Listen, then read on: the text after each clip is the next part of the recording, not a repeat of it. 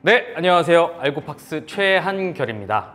오늘은 지난 시간에 블록체인의 활용 편에서 이야기했던 DID, 분산 신원 확인에 대해서 조금 더 깊이 있게 알아보고자 전문가분을 모셨습니다. 코인플러그의 허원호 이사님. 네, 안녕하십니까. 저는 코인플러그에서 사업 개발을 담당하고 있는 허원호라고 합니다.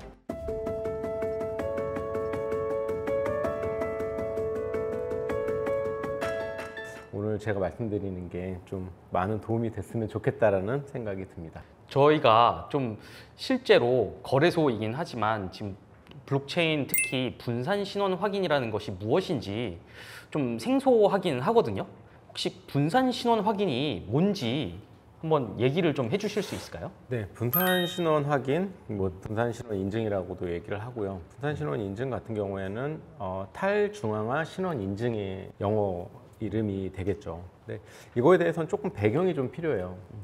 우리나라가 지금 여러 가지 개인정보보호법이라든가 다양한 법안들을 추구하고 있으면서 우리가 가지고 있는 개인정보들에 대한 안정성에 대해서는 굉장히 등한시했었거든요.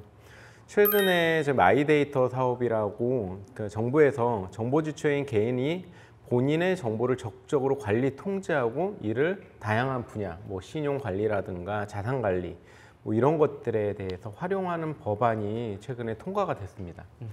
그동안의 신용정보법은 되게 개인정보에 대한 보호 수단이 별로 없었어요. 근데 이런 부분들을 개정하는 의미로 했고, 한결님도 혹시 경험을 해보셨을지 모르겠지만 이런 사이트 같은 데 가입하실 때 이름 넣고 휴대폰 본인 인증도 하고 전화번호도 넣잖아요. 그렇죠.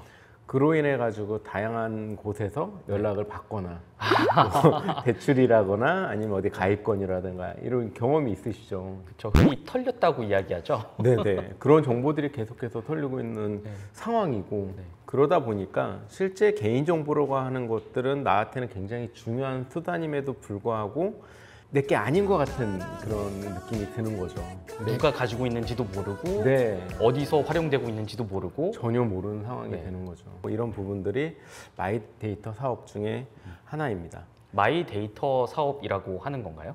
마이데이터 사업은 이제 신용정보법, 개인정보보호법 그 세 개의 법안에 개인정보를 강화하는 법안이 추구가 됐고 그래서 이제 마이데이터 3법이라고 표시를 하고 있어요. 이런 데이터 자체가 정보 주체인 개인한테 모든 권리를 주고 개인이 원할 때만 사용할 수 있도록 하는 걸로 개인정보를 굉장히 강화하는 수단으로 생겨나게 된 거죠. 그런데 이 부분들을 강화하는 수단으로 생겨났을 때 이 데이터 사업에서 중요한 게 이 개인정보를 주체를 누구로 삼을 것이며 이 정보의 주체가 누구 거고 그로 인해서 활용되었을 때 개인한테 들어오는 이익은 무엇이 있을까? 여기에 대해서는 고민을 안 한 것 같아요. 제가 조금 안타까웠었던 부분은 블록체인이라는 기술이 가상자산, 디지털 에셋 그리고 블록체인의 본질적인 부분에만 치우쳐져 있었고 그 외에 기술적인 측면에서는 부각되지 않는 게 지금의 현실인 것 같아요. 근데 그 부분을 가장 확실하게 블록체인 기술임을 증명할 수 있는 수단이 DID라고 하는 탈중앙화 신원 인증이라고 저는 생각을 합니다. 잠깐 DID의 배경 설명을 좀 드리면 유럽에는 GDPR이라고 하는 개인정보 보호법이 생겼어요. GDPR이라고 하면 개인한테 모든 것들을 돌려주고 개인의 권리와 인권 그리고 개인의 정보들을 함부로 사용했을 때 무거운 벌을 가한다던가 이런 것들을 하는 그런 법안인데 최근에 마이데이터 3법이라고 하는 것들이 이런 유럽의 GDPR을 그대로 가져와서 개인이 내가 원할 때만 내가 필요한 정보를 얻을 때 내 개인정보를 제공하고 받는 리워드 시스템이라는 것들을 만들어내기 시작을 한 거죠. 그게 블록체인을 만나면서 블록체인의 리워드가 생긴 거고 개인정보의 안정성, 보안성, 신뢰성이 증명되는 게 DID예요. 쉽게 얘기하면 내가 모르는 개인정보들이 계속해서 흘러들어가고 있는 부분들이 문제가 됐었던 거거든요. 그래서 저는 DID를 얘기하면서 가장 이제 중요하게 생각하는 거 하나가 내 정보는 이제부터 내 거고 내가 관리하는 거고 내가 필요할 때만 사용하고자 하는 그런 사이트에 제공을 해줄 테니 내가 제공한 데이터를 가지고 다른 데 쓰지 말고 그냥 내가 이 서비스를 이용할 수 있게끔만 해줘. 내 정보는 내 거니까 라고 얘기를 항상 해요. 질문이 있습니다. 네. 그 예를 들면 저희가 뭐 사이트를 가입할 때 필수로 동의를 해야 되는 부분들이 있고 선택적으로 동의를 해야 되는 부분이 있잖아요. 그런데 지금 DID가 도입이 되었을 때 제공에 동의한다 이거와 어떤 차이점이 있는 건가요? 앞서 말씀하신 것처럼 네네. 우리는 어느 순간 뭐 특정 사이트에서 이름 넣고 아이디 넣고 휴대폰 본인 인증을 하고 선택사항에 선택을 하고 넘기는 과정들이 자연스럽게 이루어졌죠. 네. 이러한 데이터는 어디에 보관되어 있을까요? 거기 사이트의 서버? 그렇죠. 네. 사이트의 서버에 저장이 되어 있는 거예요. 네. 사이트의 서버에 저장되어 있다 보니까 그 사이트 서버의 운영자들은 언제든지 이 정보를 꺼내 볼 수가 있게 되는 거죠. 이 부분을 강화하기 위한 법 중에 하나이기도 하지만 누구든지 그 서버 안에서 저라는 사람과 여기 계신 한결님의 정보를 가지고 뭔가를 할 수 있는 것들이죠. 거기에 대해서 선택사항으로 정보 활용 동의라는 거를 하게 되거든요. 그런데 DID는 최초의 제 정보, 예를 들어서 이름 넣고 휴대폰 본인 인증하고 한 정보 자체에 저장되어 있는 것이 개인 휴대 단말기 안에 저장이 되어 있어요. 휴대전화기 안에 가장 안전한 시큐어 영역에 저장이 되어 있기 때문에 어디로 유출될 수가 없는 상황인 거죠. 근데 여기서 되게 또 하나 이제 궁금하실 사항이 휴대폰이 해킹되면 어떡해요? 라고 얘기하시는 분들도 있어요. 가장 안전한 영역이라고 말씀드렸는데 휴대폰 안에 이 부분이 해킹돼서 DID가 유출이 된다. 이럴 경우에는 애플이 털리는 거고 구글이 털리는 거예요. 그 정도로 안전한 영역 안에 되어 있고 또한 DID라고 하는 암호화된 수단으로 저장이 되어 있기 때문에 함부로 유출이 될 수 없고요. 또 말씀하신 것처럼 내 휴대 단말기 안에만 저장되어 있어요. 외부 서버에도 저장되어 있는 게 아니고 제가 이 사이트의 서비스를 이용하려면 개인정보 동의를 하게 됩니다. 이때 이쪽에서 필요한 정보들이 있을 거예요. 휴대폰 번호라든가 이름, 생년월일이 필요합니다 라고 요청을 해요. 그러면 DID로 그 정보랑 같이 서명값을 줍니다. 그 사이트에. 그럼 그 사이트에서는 저희 이제 중앙 서버라고 있는데 이게 이제 보내주는 서버 안에서 제가 보낸 이 프라이빗 키 값과 그들이 갖고 있었던 키 값을 매칭해서 이 정보만을 확인합니다. 확인하고 이 사람이 뭐 예를 들어 허은호가 맞다 이러면 그 사이트를 이용하게 해주고 이 정보는 휘발성으로 날아가게 되는 거죠. 아무런 정보를 그럼 저장하지는 않는 거죠. 저장할 수가 없는 거죠. 이렇게 DID가 활성화가 되기 시작하면 기업들은 그 기업의 서버 비용이라든가 엄청 많이 들잖아요. 그렇죠. 개인정보를 보관하면서 생기는 개인정보 보호법에 대한 안정성과 신뢰성 확보로 ISMS도 해야 되고 개인정보 보호도 해야 되고 방화벽도 해야 되고 이런 물리적 수단들이 없어지게 되는 거고요. 개인은 개인이 가지고 있는 최소한의 정보만으로 그러한 사이트의 서비스를 이용할 수 있고 내 개인정보가 넘어가지 않기 때문에 앞서 그러한 전화를 막 받는다던가 대출 정보를 받는다던가 이런 일이 없어지게 되는 거죠. 그럼 개인의 입장에서도 굉장히 안전하다고 볼 수 있고 그렇죠. 기업의 입장에서도 비용이 줄어드는 효과가 있는 거네요. 네, 맞습니다. 그런데 기업에서는 제가 이제 여러 기업들이랑 DID에 대해서 이야기를 하다 보면 그 개인정보가 있으면 너무 좋잖아요. 네, 마케팅으로도 사용할 수 있고 이런 부분들에 대해서 조금 아쉬워는 하지만 궁극적으로는 저는 앞서 말씀드린 바와 같이 개인정보는 그 개인이 가지고 있는 고유한 특성이기 때문에 어디에도 종속되면 안 된다라고 생각을 해요. 그러한 것 중에 하나가 이 블록체인이라는 이 굉장히 강력한 기술이 생긴 거고 이 기술을 바탕으로 한 DID 그리고 다양한 기술 산업들이 계속해서 발전을 한다면 기업도 결국에는 이 부분을 도입하고 진행할 수 있지 않을까 이런 생각들을 하게 합니다. 실제로 몇 년 전에 제 기억이 맞다면 그 페이스북에서 개인정보를 팔아서 케임브리지 아날리티카라는 회사에 넘기고 이 정보를 활용해서 대선을 좀 조작이라고 하기엔 좀 애매한데 네, 그렇죠. 활용을 했다라고 하더라고요. 그래서 이런 부분들을 어떻게 보면 그 페이스북이 저의 정보를 무단으로 판 거잖아요. 그렇죠. 이거를 방지할 수 있다는 말씀이신 거죠? 그 부분 방지뿐만이 아니라 지금 한결님 말씀하신 것처럼 다양한 곳에서 개인정보들이 굉장히 많이 새고 있어요. 근데 이런 부분들을 안전하게 내 개인의 정보를 그대로 관리를 할 수 있다는 거죠. 뭐 예를 들어서 투표를 한다. 근데 블록체인 DID 기반으로 해서 내가 이 투표를 할 거야 라고 했을 때 이 투표를 하게 되면 이 투표 기술 또한 블록체인 상에서도 진행을 할 수 있기 때문에 안전한 것과 정확한 것, 그리고 이렇게 외부에 뭐 이런 영향들이 미치지 않는 그런 투표 솔루션도 만들 수 있고요. 그리고 이 DID라는 것 자체가 어떻게 보면은 그 개인 휴대 단말기에 저장이 되어 있고 개인의 필요에 따라서 그 사이트를 이용할 수 있다고 되어 있는데 기업 입장에서 쉽게 받아들일 수는 없는 상황이에요. 현재로서는. 말씀하신 것처럼 페이스북이 개인정보를 장사를 해서 돈을 굉장히 많이 벌거든요. 개인정보를 엄청나게 사용을 하죠. 맞춤형 광고를 하잖아요. 그렇죠. 네. 그리고 우리나라 기업들도 마찬가지. 네이버, 카카오도 굉장히 그 개인정보에 취약한 상황이고 최근에도 이제 여러 뭐 은행, 신한카드, 뭐 금융이라고 하면 우리가 흔히 굉장히 안전하고 보안이 뭐 좋다고 얘기하지만 그런데 또한 개인정보 유출 사고들이 계속해서 빈번히 발생하고 있는 거죠. 근데 이런 부분을 원천적으로 해결할 수 있는 수단이라고 생각을 해요. 이게 바로 블록체인 기술이구나라고 하는 것들을 이야기할 수 있는 그런 수준이라고 저는 생각을 합니다. 아, 굉장히 좋은 거네요. 그러면 이게 실제로 그 나의 핸드폰에 저장이 된다고 하면 이게 어떻게 그 실제 행위가 이루어지는 건가요? 예를 들면 제가 특정 포털 사이트 또는 뭐 홈페이지에 들어서 가입을 한다고 했을 때 거기에서 제 단말기로 뭐 서비스 이용하시겠습니까? 정보 제공하시겠습니까? 라고 이제 물어보는 건가요? 네네. 아, 예를 들면은 저희 이제 네. DID 앱이라고 네네. 얘기를 하면 DID로 되어 있는 이 앱을 가지고 있는 뭐 네네. 우리나라는 다양하게 DID를 하시는 회사들이 많은데 네.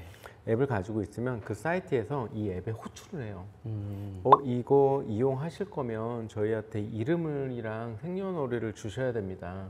그러면 이 사람이 그거에 대해서 동의를 해요. 네. 그리고 이름하고 생년월일을 주고 회원가입 절차를 간략하게 받습니다. 이제 흔히 네이버 로그인이나 카카오 로그인처럼 간략하게 회원가입 절차를 받고 나중에는 이 매친 DID 정보와 이 DID 정보만으로 로그인을 하게 되는 거죠. 아, 그렇게 되면은 암호화되어 있는 채로 받고 풀어서 그 사람에 대한 정보만 확인하고 이거는 휘발성으로 날아가고 이 정보에 대해서 이 사이트에서 저희가 그 사이트 이용할 수 있는 그런 시스템으로 들어가게 되는 거죠.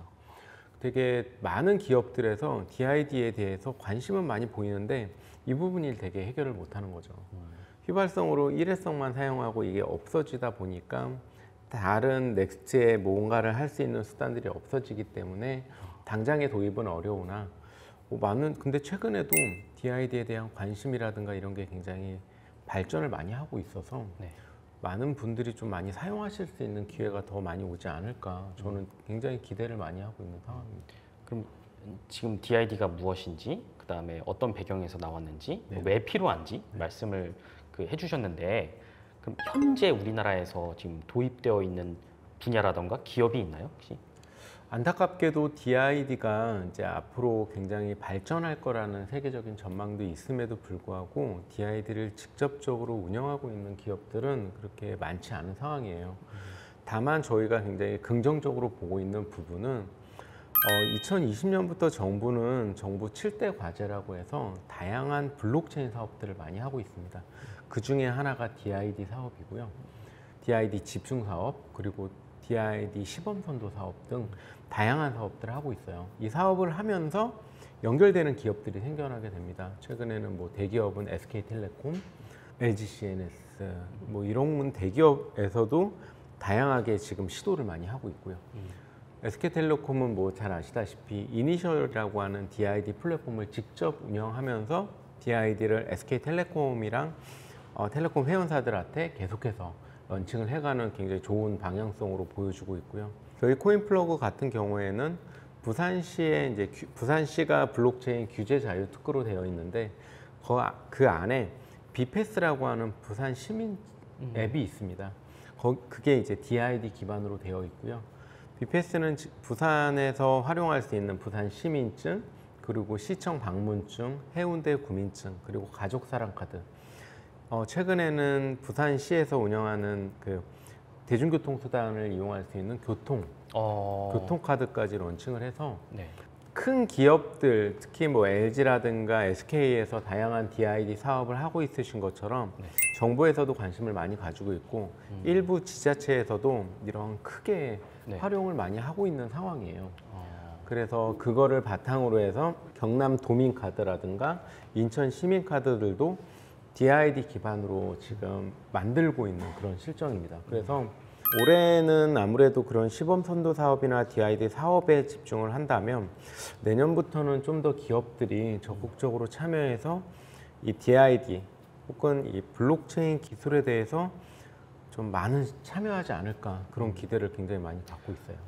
DID라는 것이 지금 얼핏 들어보면 핸드폰에 이제 저장이 되고 그럼 저의 신분증이라던가 뭐 교통카드라던가 뭐 많은 것을 대체하게 되는 것처럼 들리네요. 네네. 그럼 앞으로는 이제 신분증도 굳이 이제 우리 주민등록증 가지고 다니듯이 할 필요가 없어지는 건가요? 네, 맞습니다. 너무 정확하게 이해를 하고 계시는데요. 네.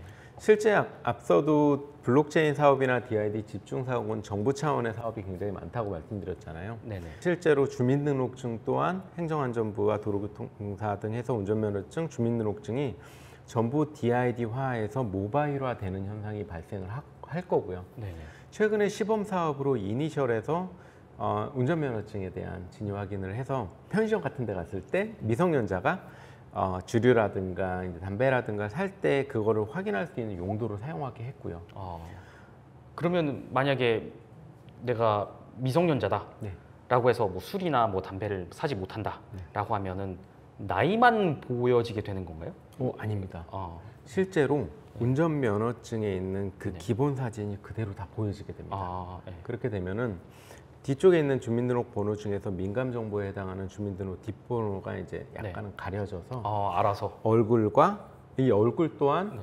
그 도로교통공사라든가 경찰청에 있는 데이터베이스를 그대로 가져와서 네. 얼굴, 생년월일 그리고 제가 지금 들고 있으니까 제 얼굴과 비교하고 저 미성년자 아닙니다. 이렇게 자신 있게 얘기하고 할 수 있는 시대가 온 거죠. 늘 병원이나 네. 뭐 은행이나 뭐 갔을 때 늘 신분증 다 줘야 되고 네네. 뒷자리도 다 적어야 되잖아요. 네. 그래서 언제부턴가는 그 은행에 뭐 신원 인증할 때 또 뒷자리는 또 가려서 보이기도 하더라고요. 근데 안 될 때가 있어요, 잘. 네. 근데 그런 건 기본적으로 그냥 내가 원하는 정보만 선택해서 보내줄 수 있다는 말씀이신 거죠? 맞습니다. 정부에서 가장 중점화로 하고 있는 부분이 네. 취약계층 같은 경우에는 이제 어쩔 수 없이 이제 휴대폰도 없고 하는 경우에는 써야 되겠지만 네. 실제로 은행에서 갔을 때 휴대폰에 있는 정보를 보내고 그 번호가 이제 예를 들어서 그런 건 창고에 앉아서 대출 서류를 쓰는데 네. 신분증 주세요 하면은 네. 휴대폰에서 서명값을 날리면 되는 겁니다. 네. 그러면은 그쪽 서버에서 받아서 이분이 맞으시군요 하고 바로 확인이 가능한 게 되는 거죠. 그게 지금 현재 DID 기반으로 해서 계속해서 발전하고 있는 상황이에요. 우리가 이제 플라스틱으로 가지고 있는 신분증 시대는 아마 제가 예상하기에는 한 2, 3년 안에 다 없어지고 모바일화가 되고 이 모바일화 안에서 모든 신분 수단을 증명할 수 있는 것들이 다 이루어지지 않을까. 그만큼 우리나라 정부가 이제 블록체인 기술에 대해서는 굉장히 많이 강조를 많이 하고 있고 기술 개발에 대해서도 많이 신경을 쓰고 있다라는 생각을 하는 게 행정안전부의 모바일 운전면허증 그리고 다양한 것들 그리고 기술로서 가장 인정받을 수 있는 것들이 한국은행의 CBDC도 있을 수 있겠고요. 최근에 시범 사업으로 저희가 이제 진행하고 있는 우정사업본부 그러니까 우체국에서 우체국을 이용하는 고객들을 대상으로 PDID라고 하는 DID를 발행을 해서 DID만으로 모든 우편 서비스를 이용할 수 있는 서비스를 저희랑 지금 하고 있는데요. 그런 부분들이 계속해서 발전을 해 나가고 있는 상황이에요. 그래서 좀 DID 쪽 그리고 블록체인 기술 이쪽은 앞으로도 굉장히 많이 발전을 할 수 있는 시장이 많고 그리고 정부에서도 가장 중점 사업으로 두고 있는 부분이기 때문에 아마 2024년까지 4조 원 이상의 시장 규모를 보일 걸로 글로벌에서는 예상을 하고 있기 때문에 발전할 수 있는 수단 중에 블록체인으로 네. 발전할 수 있는 수단 중에 가장 앞선 수단이 아닐까라고 생각을 합니다. 그 질문이 여러 가지가 있는데 네.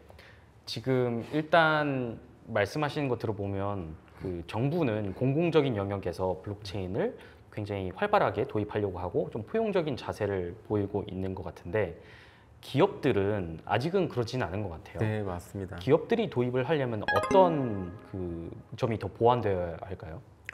우선은 우리나라의 앞서 말씀드렸던 데이터 3법 중에서 개인정보보호법이란 신용정보보호상의 마케팅 활용 동의에 대한 부분이 조금 명확해질 필요가 있을 것 같아요. 지금 현재 여러 기업들은 그 정보를 바탕으로 해서 마케팅 수단으로 활용을 하고 그로 인해 들어오는 이제 이거를 줬을 때 이거를 받는 이런 경우들이 굉장히 많잖아요. 네네. 그래서 그게 그 원래 수입원이 정말 개인정보 보호를 위해 쓰일 수 있는 수단으로 좀 쓰일 수 있는 그런 전환이 좀 필요할 것 같고요. 워낙에 중앙 집중형으로 지금 서비스가 다 이루어지고 있다 보니 이거를 탈중앙화, 예를 들어서 DID처럼 탈중앙화 신원인증, 탈중앙화 거래 등으로 바꾸는 데는 아무래도 기업들 입장에선 시간이 좀 필요할 것 같아요. 근데 결국에는 개인정보를 갖고 있으면서 이로 인한 리스크에 대해서 정말 위기의식을 좀 갖는 것들이 좀 필요할 것 같고요. 법적으로도 개인정보가 유출됐을 때 그러한 법 조항들이 우리나라는 아직까지 굉장히 미미한 수준이거든요. 예를 들어 벌금이라든가 이런 처벌수단이라든가 이게 굉장히 미미한 수준이기 때문에 너무 개인정보를 쉽게 생각하는 것 같아요. 근데 미국과 같은 경우나 유럽도 어마어마한 벌금을 매기잖아요. 개인에 대한 그런 침해를 했을 경우에는 그런 부분들이 조금 보완이 되고 기업도 이제 개인정보로 수익을 창출하는 시대가 아니라 기술적으로 발전을 하고 그 기술로 인해서 매출을 발생시키고 그런 이익을 추구하는 걸로 조금 바뀌어야 된다고 생각을 해요. 가장 안타까운 건 제조업이라든가 다른 부분들에서는 개인정보를 활용할 수 있는 그런 것들이 없기 때문에 문제가 안 되는데 최근에 아시다시피 카카오, 네이버 이런 IT 기반의 어마어마한 기업들이 이런 정보를 활용해서 플랫폼화 해가지고 이익을 창출하다 보니까 개인정보가 하나의 돈이 돼버리는 거죠. 그런 인식을 조금 전환하는 계기가 우선 첫 번째로 있어야 될 것 같고요. 앞서 말씀드린 것처럼 법적인 조항들이 좀 강화됐으면 좋겠다. 그리고 이 블록체인 기술에 대한 관심도는 지금 충분히 많이 올라가고 있는 것 같고요.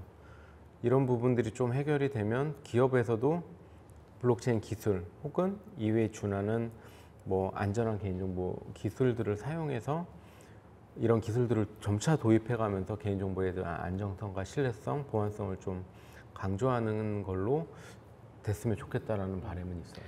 그러면 지금 플랫폼 기업들, IT 기반의 네네네. 플랫폼 기업들이 어떻게 보면 매출의 상당액이 그 개인정보에 기반한 광고 매출이잖아요. 매출 기반이 좀 약해질 수는 있지만 새로운 분야로 뻗어나갈 수 있는 기회가 동시에 될 수도 있는 거겠네요. 네, 맞습니다. 그러니까 DID라는 걸 자체를 당장에 도입하세요가 아니라 여러분 그들이 가지고 있는 이 개인정보의 유출 부분이라든가 개인정보를 활용한 부분들이 굉장히 줄어들게 되겠죠. 네. 그런데 다시 말씀하신 것처럼 새로운 시장은 분명히 있어요. 이걸 암호화하는 기술을 발명을 한다던가 아니면 DID를 도입해서 이 DID에 대해서 뭔가 다른 터닝 포인트를 만든다던가 그리고 굳이 개인정보가 아니더라도 기업을 대상으로 한다던가 아니면 특정인들을 대상으로 한다던가 이런 방법으로 다양한 마케팅을 할 수 있다고 생각을 하거든요. 우리는 모르는 척 선택사항에 대해서 다 동의를 해요. 왜 동의하려니까 동의해야지 그 서비스를 이용할 수 있으니까. 근데 그로 인해 발생되는 것들이 너무 많은 거죠. 그게 너무 침해가 되는 거고 너무 힘든 상황이 되는 건데 이거에 대해서 기업들은 전혀 생각을 하고 있지는 않아요. 이 부분은 좀 각성을 좀 해야 될 것 같고요. 법적으로 좀 강화되고 이 부분은 근데 적극적으로 정부에서도 지금 도입을 검토를 계속해서 하고 있고 기술 자체에 대한 신뢰성이 계속해서 확보되고 있는 거고 이런 네이버나 카카오라든가 IT 이런 플랫폼들 또한 발상의 전환을 해서 진행했으면 좋겠다는 생각을 합니다. 저 그러면은 이게 어쨌든 간에 블록체인인 거잖아요. 네. 어떤 블록체인을 쓰는 건가요? 우선은 우리나라에는 4대 얼라이언스라고 해서 네 곳의 회사가 DID 연합체를 운영을 하고 있어요. 첫 번째 이제 코인플러그, 그다음에 아이콘 루프, 그리고 SK텔레콤, 그리고 라운시큐어. 그 외에도 여러분들이 계시는데 우선은 대표적으로 4대 얼라이언스 하면 이 네 곳의 회사가 얼라이언스를 운영해서 DID 사업을 하고 있고요. 코인플러그는 메타디움이라고 하는 메인넷을 사용하고 있습니다. 메타디움은 처음부터 저희 신원 인증이라든가 이런 부분에 탈중앙화 부분에 초점을 맞춘 메인넷이었고요. 현재 뭐 다양한 거래소에 상장이 되어 있는 상황이고요. 아이콘 루프도 아이콘이라는 메인넷을 사용하고요. 이 아이콘 또한 신원 인증이나 이런 서명 절차에 대한 부분으로 생겨난 블록체인이고요. 지금 두 곳의 회사는 이제 라운시큐어랑 SK텔레콤이 있는데 SK텔레콤은 이더리움 기반의 하이퍼레저를 이용하고 있고요. 라운시큐어는 이 옴니원이라고 하는 자체 플랫폼을 운영하고 있는데 그 플랫폼은 이제 이오스 기반으로 되어 있습니다. 그래서 이 네 개 회사의 사업하고 있는 부분들이 거의 정부에서 진행하는 DID 집중 사업이나 정부에서 운영하는 시범 선도 사업, 블록체인 이런 경우에는 이 네 개 회사가 많이 참여를 하고 있습니다. 그러면 지금 코인플러그는 메타디움이 있고, 네. 근데 방금 SK텔레콤은 하이퍼레저를 쓴다고 네네. 하셨는데 네네. 이거는 사실 블록체인이라고 보기엔 좀 어렵지 않나요? 실제로 제가 이제 이니셜에 이제 적극적으로 뭐 이게 듣지는 못했지만 실제 처음에 만들었을 때는 이더리움을 그대로 가져와서 이더리움을 포크한 것을 DID로 활용을 하다가 이제 하이퍼레저 기반으로 바꿔서 DID를 활용했다라고 들었어요. 그래서 네. 자세한 내막은 모르겠으나 실제로 하이퍼레저 하면은 우리가 흔히 얘기하는 오리지널리 블록체인은 아니다라고 얘기는 하긴 하지만 네. 그 기술을 바탕으로 해서 DID라는 플랫폼이 이니셜을 만들었기 때문에 그 이니셜 자체에 대한 의미는 조금 있을 것 같기는 해요. 그래도 개방형 블록체인이 아니고 어쨌든 프라이빗 블록체인이면 사실 누가 참여하는지도 굉장히 또 중요할 텐데 네네. 앞으로는 이 네 개의 얼라이언스가 우리나라 시장을 어떻게 보면 4등분하는 구조라고 생각하면 되는 건가요? 그랬으면 좋겠다라는 게 네. 저도 가장 바라는 부분이고요. 네네. 이 네 개 회사의 얼라이언스들이라고 하면 실제로 DID에 대해서 관심이 있고 블록체인 기술에 대해서 굉장히 확신을 가지고 있는 회사라고 생각을 해요. 그래서 이 네 개 회사가 거의 좀 선구자가 좀 돼서 주축이 돼서 이 DID 블록체인 이쪽을 좀 많이 이끄는 수단으로 조금 많이 작용을 하고 그 외의 후발주자들도 이 4대 얼라이언스의 DID나 블록체인 기술 역량을 좀 보고 따라와서 궁극적으로는 이 블록체인 기술에 대한 부분이 굉장히 확장을 많이 해서 시장 파이가 굉장히 커지는 걸 좀 목적으로 하고 싶습니다. 그러면 뭐 지금 만약에 내가 코인플러그의 DID 솔루션을 쓰고 싶다라고 하면 이제 메타디움의 뭐 노드를 운영해야 되는 건가요? 꼭 그렇지는 않고요. 네. 우선 노드 참여사로 등록을 하신다 하더라도 저희가 이제 심사 절차가 있기 때문에 근데 실제 노드 참여사로 선정되는 과정은 조금 복잡할 수 있는데 DID라는 것 자체가 어떠한 허들이 있지는 않아요. 언제든지 저희 마이키핀 얼라이언스라는 걸 운영을 하거든요. 네. 마이키핀 얼라이언스에 가입을 해서 이 DID에 대한 정보도 나누고 DID를 한번 경험해보는 그런 것들을 이제 테스트 환경에서 만들어 드리니까 네. 그렇게 해서 만들어 가지고 처음에 DID를 경험해 보시는 것도 좋고요. 나머지 얼라이언스들도 다 있어요. 각기 그 얼라이언스마다 조건들이 좀 다를 수는 있겠으나 DID의 발전을 위해서 관심 있으신 분들은 언제든지 마이키핀 얼라이언스에 가입하셔서 토론을 하고 그 안에서 DID를 어떻게 활용할 수 있을지에 대한 부분도 좀 만들어가는 과정이라고 생각하고요. 한 가지 조금 더 덧붙이자면 코인플러그는 마이키핀 얼라이언스를 운영하면서 현재 140개의 회사와 얼라이언스로 맺혀져 있습니다. 그 안에서 다양한 사업들을 진행을 하고 있고요. 실제 금융권이라는 블록체인 기술에 대한 부분의 협업으로 진행을 하고 있고 블록체인을 활용한 기술, 그러니까 DID를 활용한 기술로 정부 과제에서는 이제 배달 서비스의 가명화 기술 그리고 DID를 활용한 안면식 결제 이런 부분들에 대해서 계속 확장을 하고 있으니까요.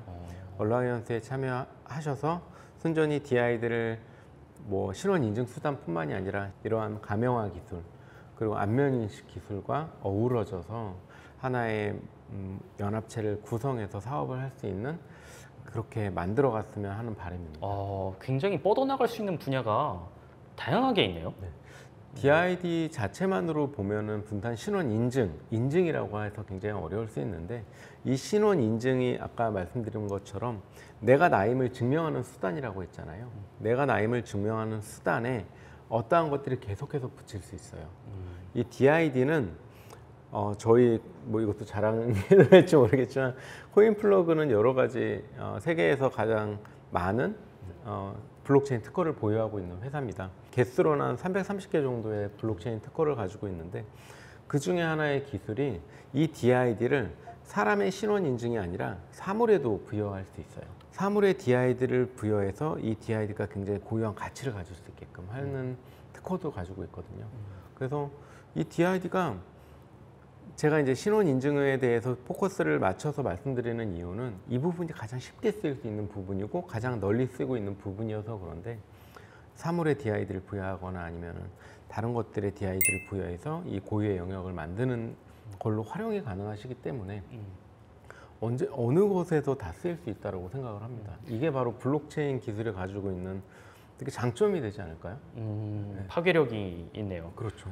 시작은 그럼 공인인증서를 대체하고 주민등록증을 대체하는 거로부터 시작을 하는데 나중에는 사물에까지 아이디를 부여해서 내 냉장고에 우유가 떨어졌다.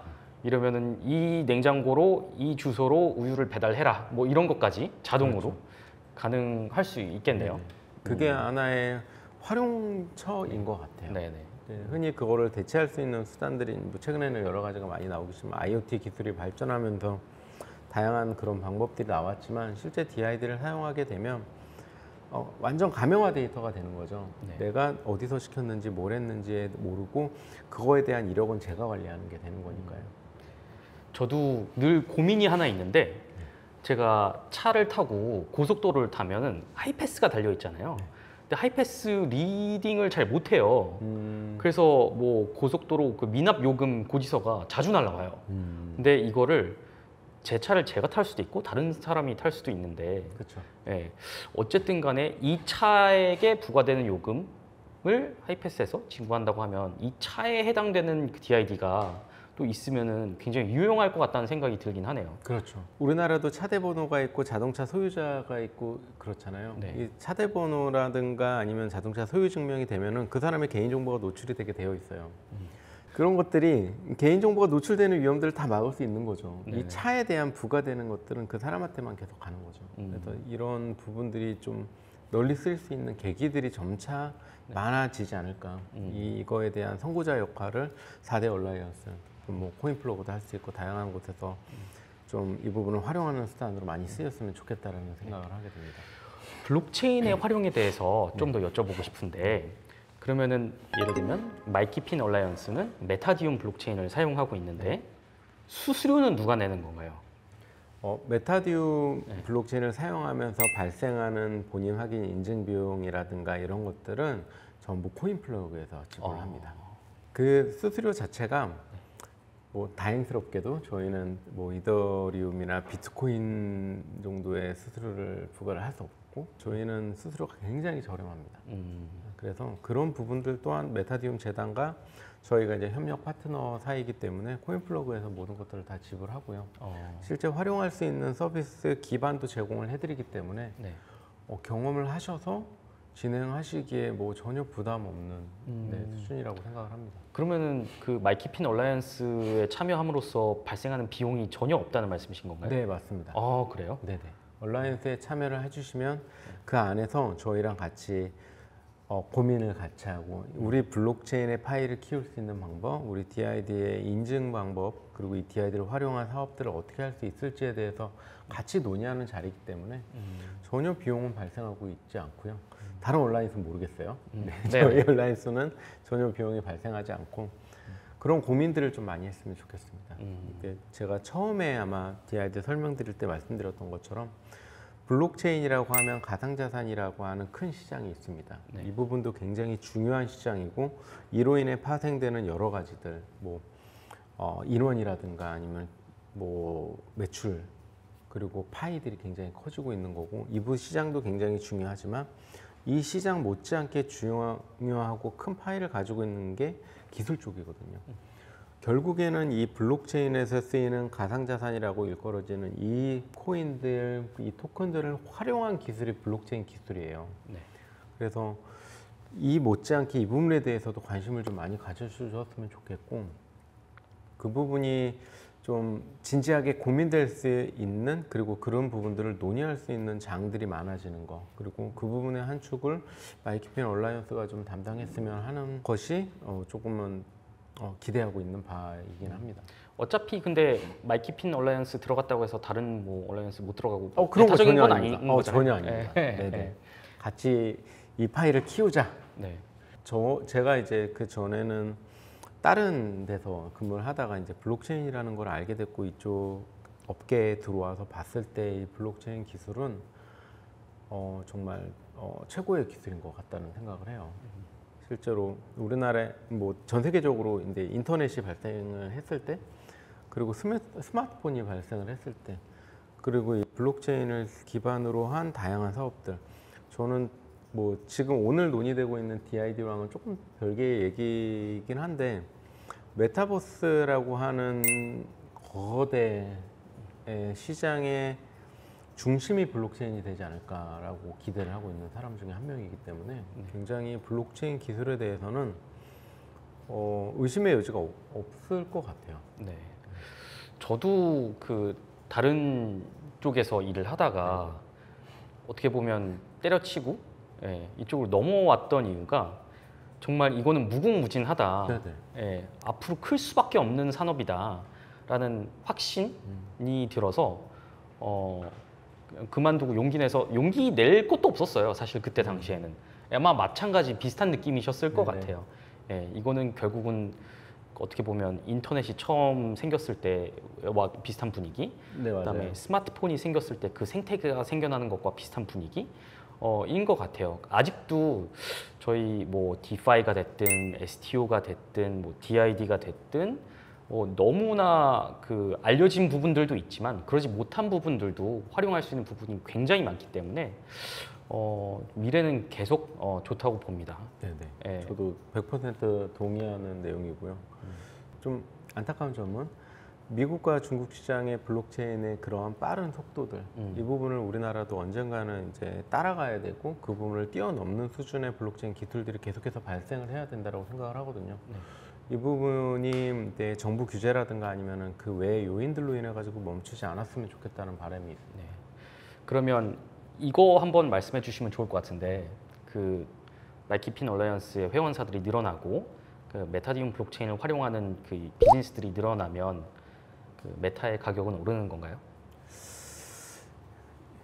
굉장히 민감한 부분이고요. 제가 항상 이제 그런 질문들을 많이 받잖아요. 네네. 한결님도 당연히 많이 네. 받으실 테고, 이럴 때마다 이제 제가 드리는 말씀은, 저는 메타에 대한 신뢰가 있습니다. 메타디움에 대한 신뢰가 있고, 메타디움 오를 것이라는 신뢰도 있습니다. 네. 그러나 투자는 자기의 선택이지, 거기에 대해서 강요하거나 이 투자에 대한 손익은 본인의 책임입니다. 이렇게 얘기를 드리죠. 우문현답이네요. 네네. 확신은 있으나 투자는 본인의 개인의 결정입니다. 그 부분에 대해서 개런티를 못 해드리나 저는 확신하고 있습니다. 그럼 메타디움을 많이 가지고 있으면 어떻게 보면 뭐 도움이 되는 부분이 있나요? 메타디움 블록체인 위에서 비즈니스를 하는 데 있어서 혹시 뭐 장점이 있는지. 메타디움은 지금 현재 다양한 로드맵들을 가지고 있고요. 지금 말씀하셨던 부분이 그 전에는 없었습니다. 메타를 가지고 있으신 분들은 예를 들어 저희가 지금 진행하고 있는 NFT 마켓 플랫폼에서 그거를 살 수 있을 때 수수료를 낼 수 있고 다양한 사용처들이 있다는 거, 그리고 또 그 메타디움 기반으로 해서 저희가 다양한 사업들을 진행하고 있다는 거, 그거 외에는 특별한 게 없었는데, 저희 메타디움 플랫폼의 로드맵상에 지금과 같은 말씀하셨던 부분을 첨가가 되어 있습니다. 예를 들어 그런 거죠. 스테이킹 서비스처럼 메타 홀더들이 가지고 있는데 들고만 있는 게 아니라 맡겨놓고 이 부분에 대한 스테이킹이 되면 그 부분에 대한 더 큰 이자를 가져갈 수 있는 이런 로드맵이 지금 준비되어 있고요. 조만간 출시되는 걸로 알고 있습니다. 네. 기대를 한번 해보도록 하겠습니다. 네, 오늘 그 코인플러그 허원호 이사님 오셔서 DID에 대해서 좀 심층스럽게 이야기를 나눠봤는데요. 정말 많이 배운 것 같아요. 저도 많은 이야기 해주셔서 감사하고 다음에도 또 좋은 주제로 한번 출연을 해주셨으면 좋겠습니다. 오늘 제가 말씀드린 부분이 실제 DID를 사용할 수 있는 업을 하고 계시는 분들한테 좀 도움이 됐으면 좋겠고요. 좀 더 기술적인 내용이나 이런 부분들도 기회가 된다면 더 말씀드리고 하고 싶습니다. 네. DID에 관심 있으시면 마이키핀 얼라이언스 가입을 해주시고 이분을 찾아주시면 됩니다. 네. 감사합니다. 오늘은 여기서 마무리하도록 할게요. 네, 감사합니다.